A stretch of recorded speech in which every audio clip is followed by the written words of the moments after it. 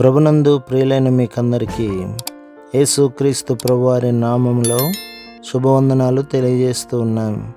దైవజనులు బ్రదర్ భక్త సింగ్ గారి పరిచర్యలో నుండి దైవ మర్మములు జూన్ 22.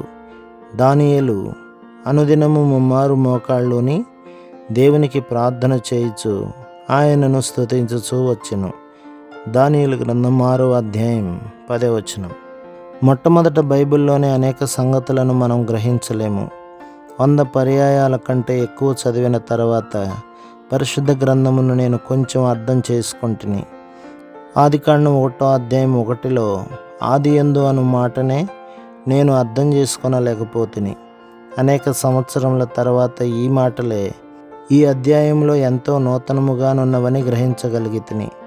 మనము వాక్యమును గ్రహించినప్పుడు ఆ వెలుగు మనపై ప్రకాశించును. ఆయన మనతో మాట్లాడినంత వరకు మనము మోకాళ్లపై నుండుటకు నేర్చుకొనవలెను. మత్తయి సువార్త 16వ అధ్యాయం 21లో యేసుక్రీస్తు ప్రభువు తాను పొందు శ్రమలన్నింటినీ శిష్యులకు తెలియచేసెను.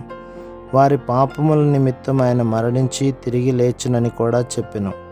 దీని తర్వాత యేసు ప్రభువు పేతురు, యాకోబు, యోహానులను కొండపైకి తీసుకొని పోయి వారి ఎదుట రూపాంతరము పొందెను. అప్పుడు పేతురు, ప్రభువా, మనం ఇక్కడ ఉండుట మంచిది అనెను. యేసు ప్రభు మరణించి తిరిగి లేచితేనే గాని వారి పాపములు క్షమించబడవన్న సంగతి మరచి పేతురు మనం ఇక్కడ ఉండటం మంచిది అనెను. అప్పుడు ఇదిగో ఈయన నా ప్రియ కుమారుడు, ఈయన మాట వినుడను ఒక శబ్దము వినబడెను.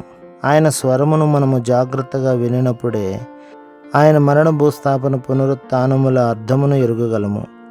కనుక నీవు దినమును ఆరంభించినప్పుడు ఆయన స్వరమును వినుటకు నేర్చుకొనుము.